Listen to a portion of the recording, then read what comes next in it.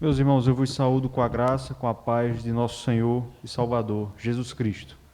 Amém? Meus irmãos, nessa última semana,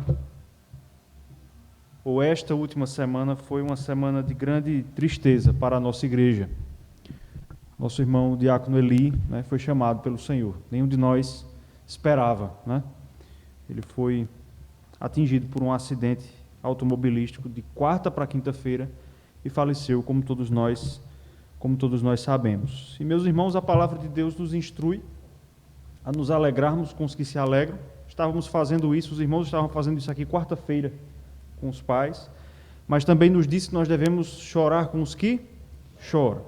E nós vamos, irmãos, levantar a Deus o nosso choro, por assim dizer, a nossa intercessão, não pela vida do nosso irmão diácono Eli, que está com o Senhor, que está tendo a chamada visão beatífica, está vendo o Senhor com os olhos da fé.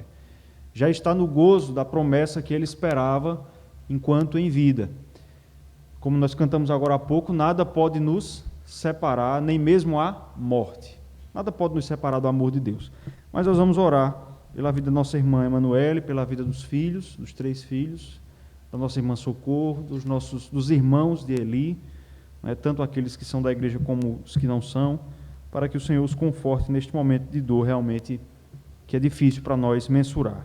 Então, convido os irmãos todos a curvarem suas cabeças. Nós vamos passar alguns momentos em oração, vamos passar alguns segundos em oração silenciosa e depois o missionário Carlos Eduardo fará uma oração representativa da congregação. Certamente a sede também está orando por isso nessa hora.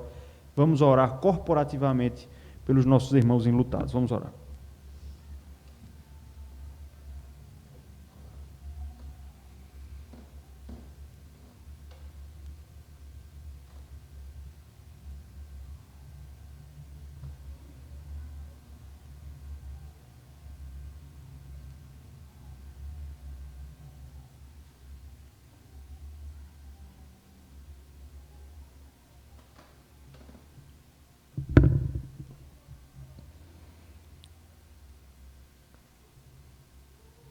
Deus amado, Deus bendito, nós queremos reconhecer, ó Pai, a Tua soberania nesse instante. Nós queremos, ó Deus, reconhecer que tudo é Teu, o Senhor é quem controla todas as coisas. Os Teus decretos, ó Deus, são perfeitos, muito sábios. Nós queremos reconhecer isso nesse instante, ó Pai. Nós queremos nos submeter a essa verdade, ó Pai, de todo o nosso coração. Senhor, nós queremos dizer a Ti em oração que tudo que o Senhor faz é bom, tudo que o Senhor faz, ó Deus, glorifica a Ti mesmo, o Teu santo nome, o Teu excelso nome. E nós, ó Deus, como servos Teus, queremos, ó Pai, Te pedir que o Senhor nos ajude a cada dia, ó Pai, nos conformar com essa realidade tão maravilhosa, ó Deus. Ó Pai, como é bom saber que nada foge ao Teu controle. Como é bom saber, ó Deus, que nada neste mundo é capaz, ó Deus, de Te surpreender. Tudo está em Tuas mãos, ó Deus. O Senhor é quem dá a vida e quem tira a vida. Ó Deus, o Senhor é quem governa sobre todas as coisas. Que isso, ó Deus, possa estar em nossos corações. Que isso, ó Deus, não seja cantado por nós, ó Deus, de forma vazia e refletida, mas que nós, ó Deus, possamos amar essa verdade, que nós possamos viver de acordo com essa verdade, ó Pai. Ó Deus, nesse sentido, nós queremos Te bendizer e Te louvar pela vida do nosso irmão Eli, pela vida que ele teve, ó Deus, e pelo privilégio que tivemos, ó Deus, de conhecê-lo. Como é bom, ó Deus, como foi bom, ó Deus, ter vivido ao lado desse irmão amado. Como foi bom, ó Deus, ter visto que o Senhor era na vida dele, que era um servo Teu, que amava a obra do Senhor, a igreja do Senhor, um pai, um marido, certamente excelente, fiel, trabalhador, ó Deus.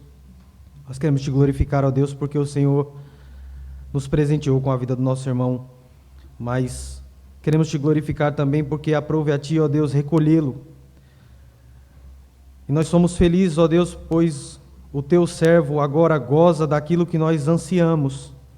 Teu servo agora faz parte da igreja triunfante,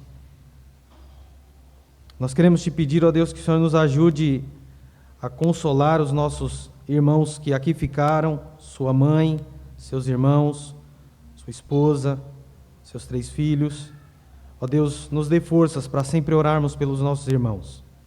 E que neste momento, ó Deus, de tristeza, de luto, neste momento, ó Deus, em que nós refletimos acerca da brevidade da vida, de como a nossa vida é um sopro, que aqueles, ó Deus, na família do nosso irmão que se foi, aqueles que ainda não conhecem ao Senhor, ó Deus, possam perceber essa realidade, ó Deus, e possam correr em direção a Ti. Que este momento, ó Deus, seja um momento propício para que eles ouçam o Evangelho e também se convertam, ó Pai, dos seus maus caminhos, para que eles possam um dia se encontrar com o nosso irmão na ressurreição dos santos. Ó Pai, nós te pedimos que o Senhor nos dê forças para sempre intercedermos pela esposa do nosso irmão Eli, a nossa irmã Emanuele, os seus filhinhos, nós possamos consolá-los nesse momento. Ó Pai, essa é a nossa oração, em nome de Jesus Cristo e com o coração grato. Amém. Meus irmãos, vamos abrir a palavra de Deus agora, na segunda carta do apóstolo Paulo aos Coríntios. Nesta noite vamos meditar naquilo que Paulo escreveu aos Coríntios, segunda carta de Paulo aos Coríntios, capítulo 1, dos versículos de 1 a 11. 2 Coríntios, capítulo 1, versos de 1 a 11.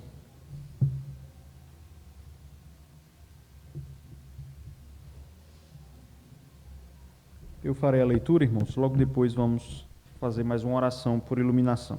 Segunda carta do apóstolo Paulo aos Coríntios, capítulo de número 1, e vamos ler do versículo 1 até o versículo número 11. Todos os irmãos encontraram? Atentem bem enquanto eu faço a leitura do texto. Assim diz a palavra do Senhor. Paulo, apóstolo de Cristo Jesus, pela vontade de Deus, e o irmão Timóteo, à igreja de Deus que está em Corinto e a todos os santos em toda a Acaia. Graça a vós outros e paz, da parte de Deus, nosso Pai e do Senhor Jesus Cristo. Bendito seja o Deus e Pai de nosso Senhor Jesus Cristo, Pai de misericórdias e Deus de toda consolação. É Ele quem nos conforta em toda a nossa tribulação, para podermos consolar os que estiverem em qualquer angústia, com a consolação com que nós mesmos somos contemplados por Deus. Porque assim como os sofrimentos de Cristo se manifestam em grande medida a nosso favor, assim também a nossa consolação transborda por meio de Cristo. Mas se somos atribulados, é para o vosso conforto e salvação. Se somos confortados, é também para o vosso conforto, o qual se torna eficaz, suportando vós mesmos com paciência os mesmos sofrimentos que nós também padecemos. A nossa esperança a respeito de vós está firme, sabendo que, como sois participantes dos sofrimentos, assim o sereis da consolação. Porque não queremos, irmãos, que ignoreis a natureza da tribulação que nos sobreveio na Ásia, porquanto foi acima das nossas forças, a ponto de desesperarmos até da própria vida. Contudo, já em nós mesmos tivemos a sentença de morte, para que não confiemos em nós, e sim no Deus que ressuscita os mortos, o qual nos livrou e livrará de tão grande morte, em quem temos esperado que ainda continuará a livrar-nos, ajudando-nos também vós com as vossas orações a nosso favor, para que por muitos sejam dadas graças a nosso respeito, pelo benefício que nos foi concedido por meio de muitos. Até aqui. Amém. Vamos orar, irmãos? Deus, nosso bendito Pai, mais uma vez nós queremos nos achegar à Tua presença em oração, para, ó Deus, esperar de Ti agora a instrução, através da Tua palavra. Fala conosco nesta noite, aquece o nosso coração, faz-nos ver, ó Deus, nesse texto, o modo como o Senhor consola aqueles que são Teus, o modo, ó Deus, como o Senhor também intenta bons propósitos em nossos momentos de dor e de sofrimento. Que o Senhor possa, ó Deus, nos dar fé acerca dessas verdades e principalmente, ó Deus, nos ajudar a vivermos de acordo com elas. Nós te pedimos isso hoje e sempre, em nome de Jesus. Amém.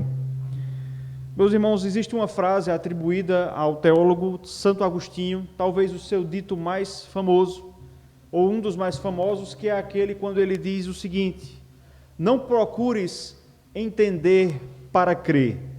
Crê e entenderás. Não procures entender para crer.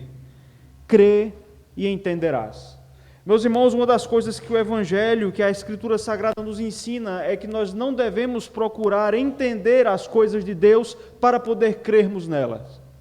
Nós lemos, meus irmãos, nos Evangelhos acerca de um apóstolo de Jesus Cristo que foi repreendido exatamente por isso. Tomé foi repreendido pelo Senhor Jesus Cristo porque ele precisava entender, porque ele precisava ver Jesus Cristo ressurreto para que ele cresce que aquilo era verdade. Meus irmãos, de maneira geral, nós somos chamados na Bíblia a não precisar entender no que Deus diz para crermos, mas crermos a despeito da nossa falta de entendimento. Mas, meus irmãos, nessa noite eu gostaria de dizer que apesar de isto ser incentivado na Bíblia, apesar de ela nos incentivar a não dependermos de coisas visíveis para crermos, a verdade é que, meus irmãos, algumas coisas nós só cremos quando vemos os resultados. Há certas coisas ensinadas na Bíblia, meus irmãos, que nós só cremos de fato quando vemos algumas coisas. E, meus irmãos, de certa forma, Paulo está mostrando isso nesse texto. Esse texto, meus irmãos, faz parte da sua segunda epístola escrita aos Coríntios. Paulo se identifica aí no versículo 1, juntamente com Timóteo, como sendo o autor desta carta, que é endereçada à igreja em Corinto, cidade que ficava na província da Acaia, que ele também identifica no verso 1. E, meus irmãos, essa é uma carta que é resultado de nada menos do que 10 anos de labuta do apóstolo Paulo com aquela igreja. Paulo é o fundador da igreja de Corinto. Ele começou esse trabalho em Atos capítulo 18, durante a sua segunda viagem missionária. E, meus irmãos, a igreja de Corinto foi uma igreja que deu muito trabalho ao apóstolo Paulo. Basta que nós percebamos que essa não é, na verdade, a segunda carta que Paulo escreveu à igreja de Corinto. Na realidade, irmãos, esta é a quarta carta que Paulo escreve a essa igreja. Em 1 Coríntios capítulo 5, você pode conferir isso depois, existe uma referência a uma primeira carta escrita antes daquela que nós chamamos de a primeira carta aos Coríntios. Depois ele escreve a primeira carta aos Coríntios que nós temos conservada no Novo Testamento, e ali nós vemos que aquela igreja, meus irmãos, apresentava intensos problemas doutrinários e morais. Paulo fala sobre vários deles, nós conhecemos. O problema da idolatria, da imoralidade, da desunião. E um dos problemas da igreja de Corinto, irmãos, que mais chamava a atenção e despertava incômodo no apóstolo Paulo, era o fato de que lá naquela igreja muitas pessoas resistiam à sua liderança. Paulo não era bem quisto nesse lugar. Nós lembramos bem quando lá na sua primeira carta ele vai dizer que existiam partidos naquela igreja que rejeitavam a liderança de Paulo, dizendo: eu sou de Pedro, eu sou de Apolo. Essas eram declarações, irmãos, que visavam afastar a autoridade de Paulo, o fundador da igreja, sobre aquela comunidade. Paulo escreveu, irmãos, aquilo que nós chamamos de primeira carta, repreendendo aqueles irmãos e ensinando quanto a várias questões que precisavam ser corrigidas naquela igreja, mas o fato, meus irmãos, é que aquele ensinamento do apóstolo Paulo não rendeu o resultado que ele esperava. Tanto é que, se você olhar agora na segunda carta, no capítulo 2, no versículo 1, você vai encontrar a informação, olha aí o capítulo 2, verso 1, que Paulo vai nos dizer que ele precisou visitar aquela igreja.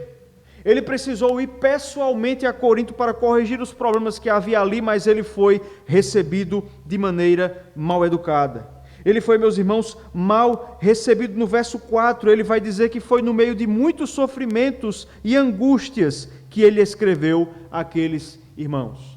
Ele foi mal recebido quando ele foi pessoalmente a Corinto, e por isso ele precisou escrever uma terceira carta. Uma carta que ele faz referência aqui, no versículo 4 do capítulo 2. Esta carta, irmãos, se perdeu. Aprove ao Senhor não conservá-la no cânon do Novo Testamento. Mas ela é conhecida na teologia, na história da igreja, como carta severa. Porque Paulo dá a entender aqui que ele usou de grande rigor, que ele usou da sua autoridade para castigar, para repreender aquela igreja. E meus irmãos, nesse ponto, Paulo já vinha há quase 10 anos lidando com esta igreja. Uma igreja que o fazia sofrer, uma igreja que desobedecia os seus mandamentos, uma igreja que não aceitava a sua autoridade. Nessa mesma segunda carta de Paulo aos Coríntios, ele vai dizer que havia muitas pessoas naquela igreja que caçoavam de Paulo, que diziam que a sua presença é fraca, que as suas cartas são fortes, mas a sua presença pessoal era fraca. Mas, meus irmãos, no final daqueles 10 anos, Paulo envia então esta carta chamada de Severa até a igreja de Corinto através de Tito.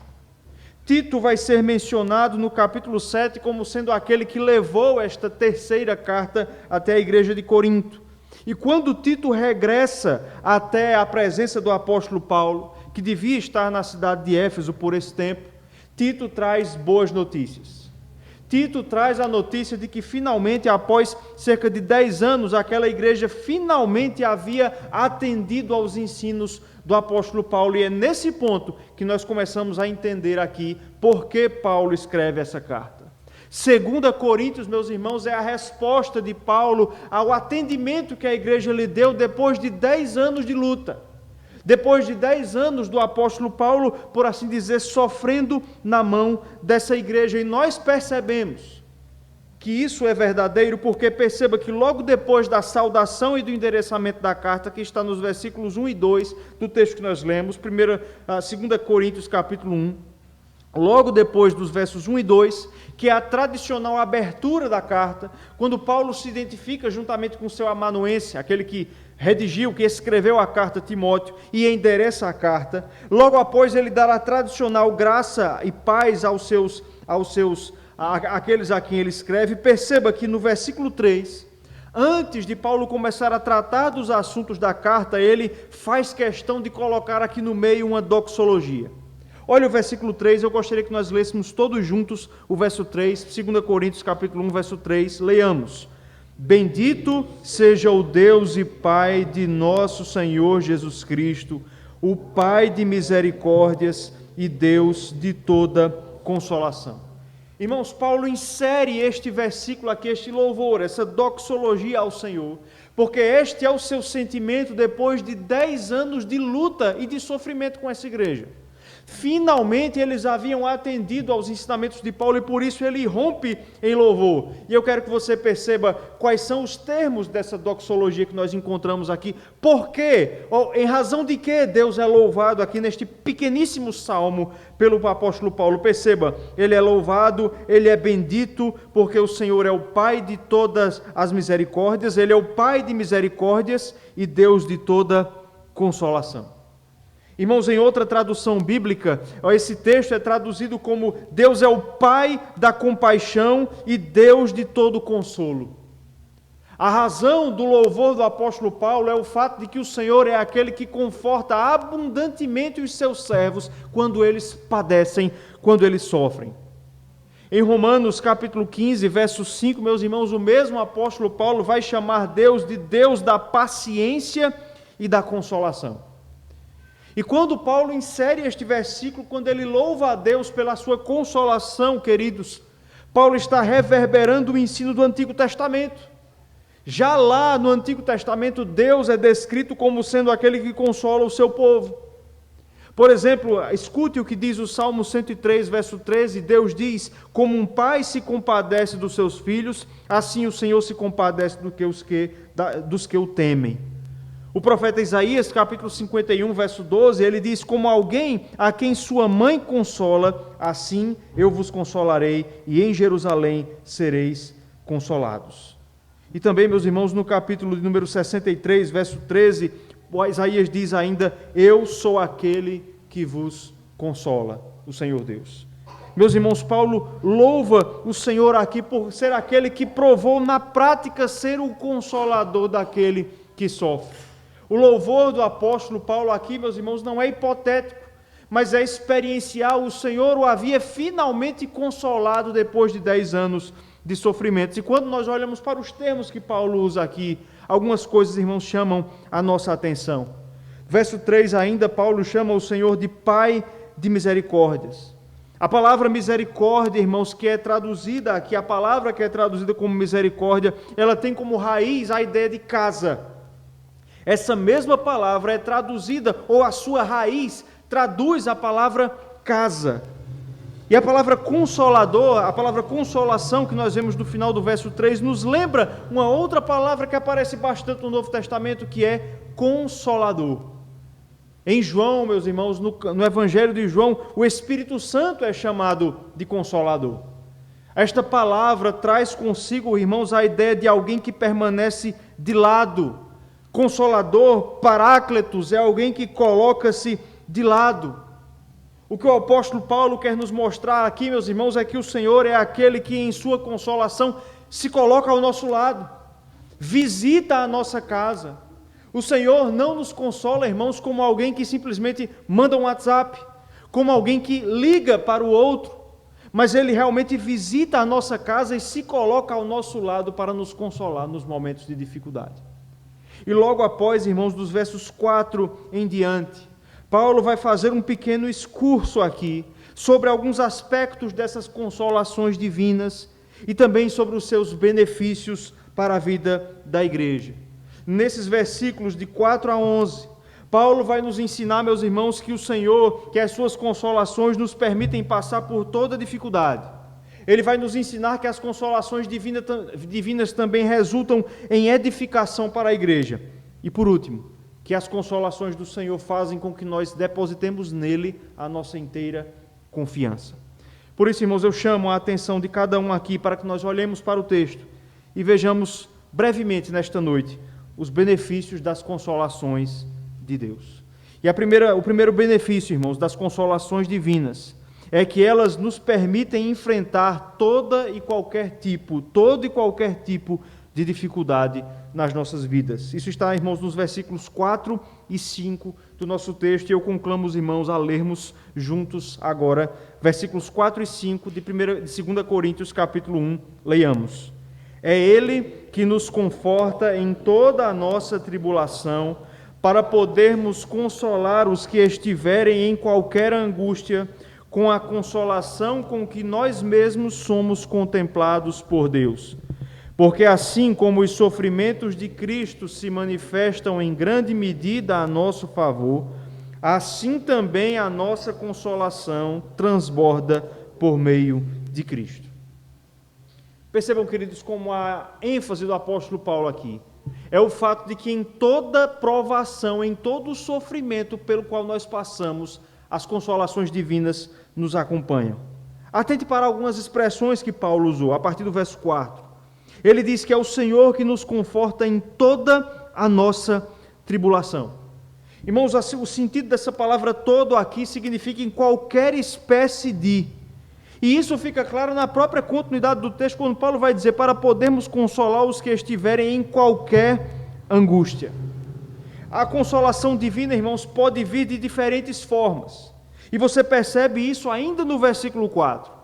Paulo ensina que às vezes o Senhor nos consola de maneira direta, às vezes Ele nos consola de maneira direta, sem nenhum tipo de mediação, mas às vezes também através dos irmãos.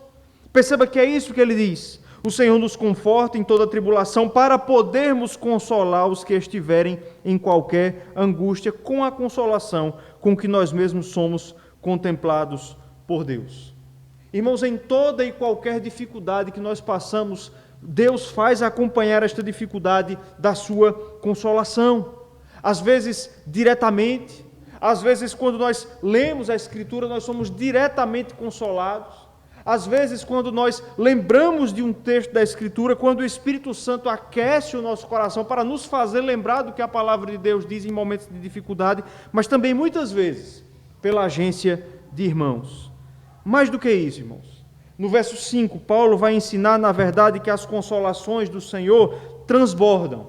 Elas superam, na verdade, as nossas dificuldades. Olha o versículo 5. Porque assim como os sofrimentos de Cristo se mantêm em grande medida a nosso favor, assim também a nossa consolação, o que é que diz agora? Transborda por meio de Cristo.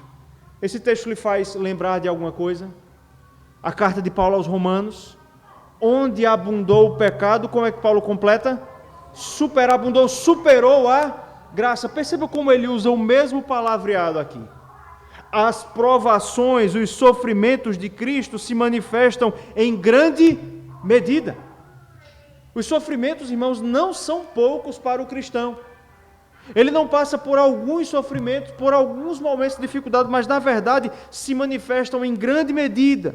Mas assim como ele se manifesta, irmãos, em grande medida, as consolações transbordam. São em ainda maior medida por meio de Jesus Cristo. E perceba que Paulo vai dar um exemplo prático disso. Olha o versículo 8, que nós vamos analisar com maiores detalhes mais à frente. Paulo vai dizer que ele foi alvo de uma dificuldade tal, de uma provação tal na Ásia, que ele chegou a desesperar-se da própria vida. Ele chegou a desistir da própria vida. Mas mesmo, irmãos, nessa situação, ele vai nos dizer, nós vamos ver isso mais à frente, que ele foi alvo da consolação divina.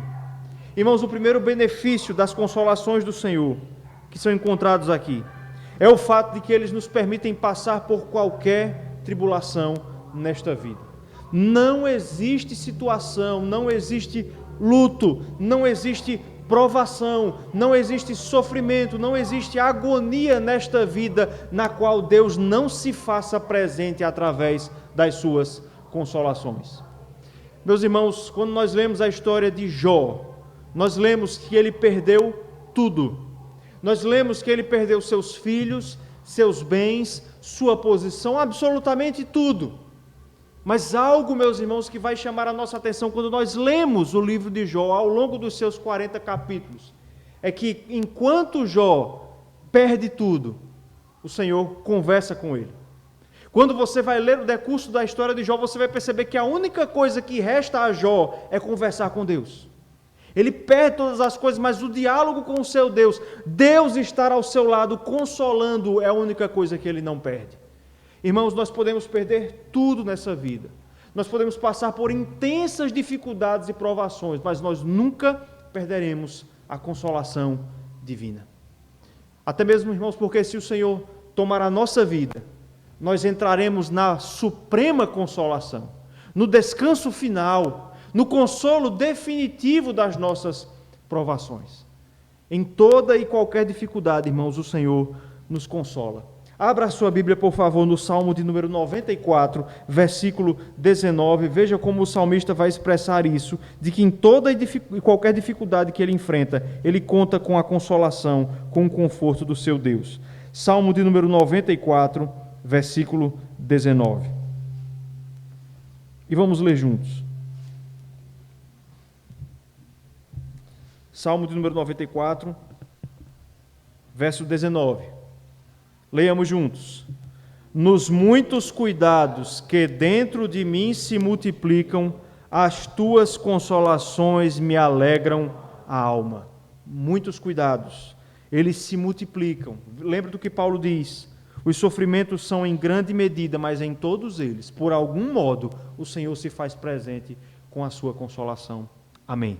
Mas em segundo lugar, irmãos, Paulo nos mostra aqui que as suas consolações, as consolações de Deus, servem também para a mútua edificação do povo de Deus.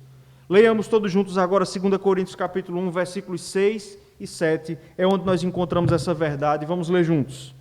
Mas se somos atribulados, é para o vosso conforto e salvação. Se somos confortados, é também para o vosso conforto, o qual se torna eficaz, suportando vós com paciência os mesmos sofrimentos que nós também padecemos. A nossa esperança a respeito de vós está firme, sabendo que, como sois participantes dos sofrimentos, assim o sereis da consolação. Paulo agora, meus irmãos, começa a falar aqui sobre os sofrimentos dos apóstolos. Quando ele diz aí, quando ele começa a falar na primeira pessoa do plural, a partir do verso 6, ele está pensando na sua experiência e na experiência dos apóstolos de Jesus Cristo. Eles vão ser aqui identificados como homens de sofrimentos. Eles são identificados aqui como homens atribulados. E Paulo vai perceber aqui, quer comunicar isso à igreja, que o principal benefício, que o principal propósito pelo qual os líderes da igreja cristã, nesse caso os apóstolos de Jesus Cristo, sofrem, é porque isso redunda em benefício da igreja. Veja que é isso que ele diz no verso 6. Se somos atribulados, é para o vosso conforto e salvação. Se somos confortados, isso também é para o conforto e benefício da igreja. É também para o vosso conforto, veja a palavra que ele vai usar agora, o qual se torna eficaz. Irmãos, vejam o que Paulo está ensinando aqui. Que o sofrimento e também a consolação, ele diz aqui que os apóstolos não apenas eram atribulados, mas também consolados. A sua tribulação e conforto eram, irmãos, o modo eficaz, o modo escolhido por Deus, o instrumento escolhido por Deus para que as igrejas pudessem ser abençoadas. Perceba, irmãos, que Paulo está olhando aqui para os últimos 10 anos da sua experiência com a igreja de Corinto e percebendo que esse foi o modo escolhido por Deus, modo eficaz para que a igreja pudesse ser abençoada. Perceba que é isso que ele vai dizer no final do versículo 6 e verso 7. Ele agora olha para os resultados do seu sofrimento na igreja de Corinto. Perceba, suportando vós com paciência os mesmos sofrimentos que nós também padecemos. Por que Deus permite que os líderes da igreja padeçam e sofram? Porque é na experiência deles e no modo como eles são consolados por Deus que a igreja vai aprender a passar pelas mesmas tribulações. Paulo vai dizer isso no versículo 7. A nossa esperança, a esperança dos apóstolos a respeito de vós está firme, sabendo que como sois participantes dos sofrimentos, assim o sereis da consolação. Como os apóstolos foram atribulados e consolados, a igreja, olhando para o seu exemplo agora, aprende a como se comportar na hora da tribulação e também como receber o consolo divino. Paulo, nessa mesma carta, irmãos, vai se apresentar como modelo a ser seguido quanto à paciência nas tribulações. Caminhe comigo, por favor, para o capítulo 6, versículo 4. Olha aí, 2 Coríntios, capítulo 6, versículo 4. Mais uma vez, vamos ler juntos. 2 Coríntios, capítulo de número 6 e versículo 4. Leiamos. Pelo contrário, em tudo recomendando-nos a nós mesmos, como ministros de Deus, na muita paciência, nas aflições, nas privações, nas angústias. Paulo podia recomendar a si mesmo, como modelo a ser seguido nas privações, nos sofrimentos e nas angústias. E ele percebe a mudança do comportamento naquela igreja. Olha o versículo 11. Capítulo 1, voltando, 2 Coríntios capítulo 1, versículo 11, Paulo vai dizer, ajudando-nos também vós. Irmãos, essa é uma declaração cheia de significado, porque esta era a igreja que odiava o apóstolo Paulo, porque esta era a igreja na qual ele encontrava maior dificuldade, esta era a igreja que resistia à sua autoridade, mas agora, tendo olhado para o exemplo de Paulo e sua paciência nas aflições, agora eles ajudam o apóstolo.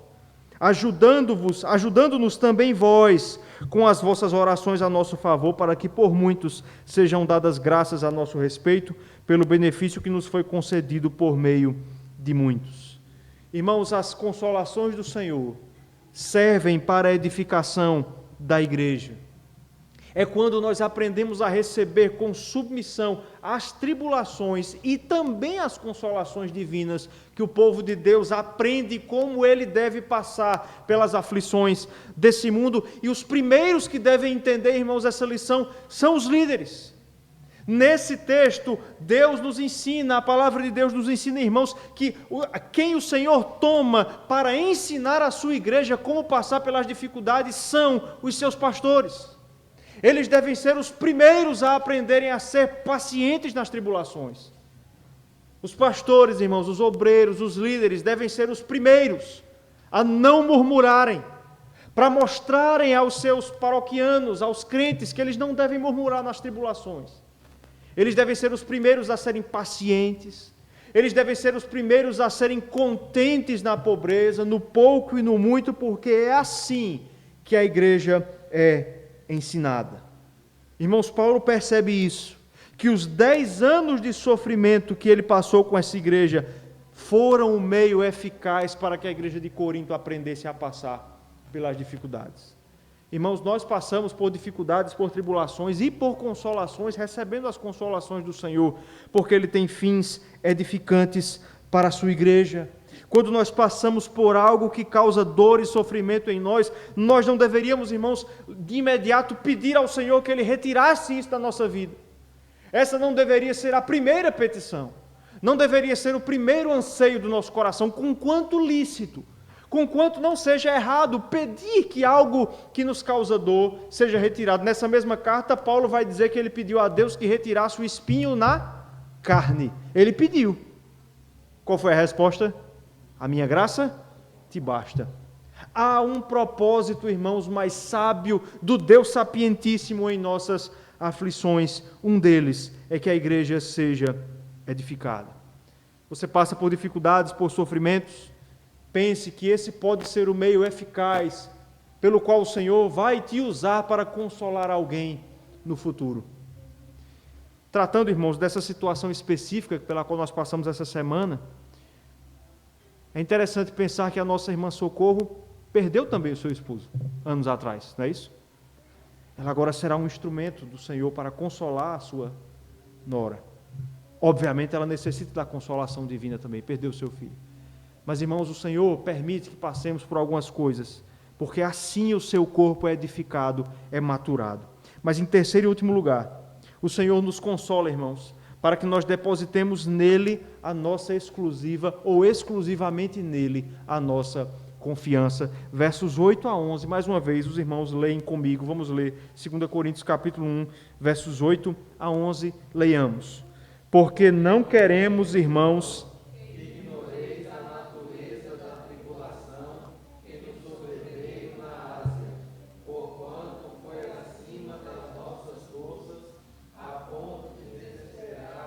até da própria vida. Contudo, já em nós mesmos tivemos a sentença de morte, para que não confiemos em nós, e sim no Deus que ressuscita os mortos, o qual nos livrou e livrará de tão grande morte, em quem temos esperado que ainda continuará a livrar-nos, ajudando-nos também vós com as vossas orações a nosso favor, para que por muitos sejam dadas graças a nosso respeito, pelo benefício que nos foi concedido por meio de muitos. Meus irmãos, agora Paulo vai citar uma provação específica pela qual ele passou. Essa experiência, muito possivelmente, não era conhecida da igreja de Corinto. Lendo o texto, nós temos a impressão de que Paulo está informando a igreja agora de algo que ele passou. Ele diz, não quero que vocês ignorem. Talvez eles não soubessem. Fato é que Paulo vai dizer que ele passou por uma tribulação na Ásia que foi acima das suas forças. Paulo, vocês perceberam isso na leitura, ele não diz exatamente que situação foi essa. Algumas suposições são feitas. Uma delas é que esse pode ter sido o naufrágio pelo qual Paulo passou e é narrado ali no livro de Atos. Essa é uma possibilidade. Uma outra possibilidade, irmãos, é que Paulo esteja aqui falando do seu sofrimento intenso por causa dos judeus, que também causava no apóstolo Paulo como que um sentimento de morte. Lá em Romanos, Paulo vai dizer que ele gostaria que o Senhor retirasse o seu nome do livro da vida, que ele fosse morto, se isso pudesse resultar na salvação dos seus patrícios. Fato é que Paulo não nos diz exatamente que situação foi essa, mas ele nos diz que esta tribulação pela qual ele passou foi tão intensa, tão acima das suas forças, que ele chegou a desesperar até da própria vida. O que exatamente isso significa, nós não sabemos também. Paulo quis se matar? Ele sentiu desejos suicidas? Nós não sabemos. Ele perdeu completamente a alegria em Deus em algum momento? É bem possível. Mas ele traduz, irmãos, esse sentimento como algo parecido com a morte. E perceba que no verso 9, Paulo vai descrever esta situação como realmente ter sido levado à morte pelo próprio Deus. Olha o verso 9. Contudo, já em nós mesmos tivemos a sentença de morte, Ele fala aqui que ele teve a sentença de morte, talvez na hora do naufrágio, quando ele não tinha esperanças de sobreviver, para que não confiemos em nós, e sim no Deus que ressuscita os mortos. Perceba o que Paulo está dizendo aqui. Que o Senhor o levou a uma situação limítrofe, uma situação que para ele pareceu uma sentença de morte, de modo que a única coisa em que ele pôde confiar naquele momento foi no poder da ressurreição. E eu quero que você note que aqui Paulo parece ecoar a experiência de Abraão. Porque Abraão recebeu também, por assim dizer, uma sentença de morte, mas não para ele, para o seu filho. E o autor aos Hebreus vai dizer que enquanto Abraão caminhava para sacrificar Isaque, em que ele confiava? Lá na galeria da fé, Hebreus capítulo 11, que Deus poderia ressuscitar Isaque dentre os mortos. Paulo se compara à experiência de Abraão aqui. Abraão, em um certo momento, desacreditou: meu filho vai morrer, a única esperança é o Deus que ressuscita os mortos. E Paulo passa pela mesma coisa, agora chegou a morte. Não havia mais nada em que confiar a não ser no poder de Deus. Mas, meus irmãos, esse era o propósito de Deus. O propósito do Senhor, irmãos, era levar o apóstolo a uma situação limítrofe em que não houvesse mais nada em que ele pudesse confiar. O intento do Senhor, irmãos, era levar o apóstolo Paulo nesta situação pela qual ele passou, a uma situação em que não houvesse mais nenhum recurso que ele pudesse pensar. E, irmãos, às vezes nós precisamos disso. Há certos momentos, irmãos, em que nós precisamos ser levados pelo Senhor Deus a situações em que não há mais nenhum recurso, porque é só nessa hora que nós, de fato, confiamos no Senhor Deus. Olhe para a experiência de Jonas e você vai ter um exemplo disso. Quando Jonas dormia no navio, quando a tempestade se abate sobre aquele navio que ia para Tarsis, Jonas percebe qual era a razão daquela tempestade. Ele diz aos marinheiros que aquela tempestade era enviada pelo Senhor Deus por causa da sua obediência. Agora existe uma coisa muito interessante. A reação de Jonas não foi orar ao Senhor. A reação do profeta naquele momento não foi pedir perdão pelos seus pecados. Qual foi a reação do profeta? Pedir que ele fosse atirado ao mar. O Senhor envia um grande peixe que o impede de morrer, que o engole. E quando Jonas está dentro do peixe, o que é que ele faz? Capítulo 2 do livro de Jonas. Ele ora. Jonas 2:1. Então Jonas orou ao Senhor. O Senhor precisa nos levar a situações limítrofes. Jonas não tinha nem a opção de morrer mais, para que ele confiasse em Deus. Irmãos, e perceba que essa é a situação do apóstolo Paulo. Ele vai dizer que foi a partir daí, de fato, que ele aprendeu a confiar no Senhor. Olha o versículo de número 10. O qual nos livrou. Paulo foi livre dessa situação. Ele foi salvo do naufrágio, né? Ele foi ali para a ilha dos bárbaros. Ele foi salvo da situação qualquer que tenha sido. O qual nos livrou e livrará de grande morte. O que é que diz agora? Em quem temos esperado que ainda continuará a livrar-nos. Essa expressão, irmãos, em quem temos esperado, no idioma grego em que o texto foi escrito, traz a ideia de uma ação feita no passado, pontualmente, que a partir dali começa a ser repetida. Paulo nos dá a entender que até esse momento aqui, talvez ele não confiasse inteiramente em Deus. Talvez ele ainda tivesse recursos em que confiar. Talvez ele ainda confiasse na sua lista de predicados que ele traz lá na carta aos Filipenses. Mas desse momento em diante, o Senhor Deus foi a sua única confiança. Do momento em que Deus o faz encarar-se com a morte, o Senhor foi a única confiança do apóstolo. E desse momento em diante ele diz aqui: agora eu confio que o Senhor é aquele que vai continuar a me livrar. Obviamente chegou um momento em que Deus não mais livrou Paulo. Chegou um momento em que ele foi sacrificado, em que ele foi morto, encontrou-se com a morte. Mas desse dia até o dia em que acontece isso com Paulo, a sua confiança é o Senhor Deus. O texto, irmãos, que foi trabalhado no velório, eu acompanhava pelo celular, eu não estava, mas fiz uma ligação para uma irmã e ouvir, mostra muito bem isso. As palavras do apóstolo Paulo: eu agora espero pelo julgamento do justo juiz. Meus irmãos, primeiro, para que nós confiemos em Deus, o Senhor precisa nos levar a situações em que seu consolo seja o único recurso. O reformador João Calvino, irmãos, ele vai dizer que a confiança carnal com que nós somos ensoberbecidos é tão obstinada que a única forma de destruir a confiança carnal é cairmos em extremo desespero, pois a carne é orgulhosa e não se rende voluntariamente, nunca cessa de ser insolente, até que seja fortemente constrangida. Tampouco nós somos levados a uma verdadeira submissão, enquanto não somos humilhados pela esmagadora mão de Deus. E disso podemos inferir o quanto a nossa autoconfiança desagrada a Deus, quando com o propósito de corrigi-la é necessário que sejamos condenados à morte. Para corrigir a nossa carne, o Senhor precisa nos condenar à morte. Irmãos, o terceiro grande benefício das consolações divinas é fazer-nos entender que o Senhor Deus é a única fonte de confiança que nós temos.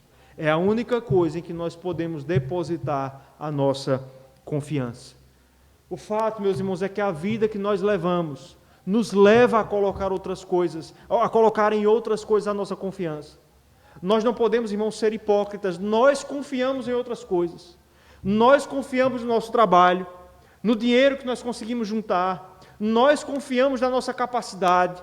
Nós confiamos naquilo em que nós achamos que somos bons. Nós confiamos nos outros. Nós confiamos em príncipes. Nós confiamos em homens. Mas quando o Senhor nos leva à situação limítrofe, nós entendemos que é nele e somente nele que nós devemos confiar. Meus irmãos, as consolações de Deus nos permitem passar por todas as dificuldades. Elas servem à edificação do povo de Deus. Elas fundam a nossa confiança no Senhor Deus. Meus irmãos, à luz do que nós ouvimos nesta noite, o meu desejo é que todos nós possamos então desfrutar do conveniente e apropriado consolo divino nas horas das nossas lágrimas, tristezas e dificuldades. Sejamos, irmãos, pacientes. Eu iniciei dizendo que algumas coisas nós só cremos quando vemos. Perceba que Paulo crê, porque agora ele vê os resultados do seu sofrimento. A nossa debilidade não permite que nós creiamos em tudo sem antes ver. Mas, meus irmãos, quando os momentos de dificuldade se colocarem diante de nós, tenhamos paciência. O apóstolo Paulo esperou 10 anos, mas obteve a consolação. Esperemos, irmãos, sejamos pacientes, não desanimemos diante das dificuldades que se abatem diante de nós. Que o Senhor, pois, nos abençoe, que o Deus de toda consolação, Pai de misericórdias, seja conosco hoje e sempre. Amém.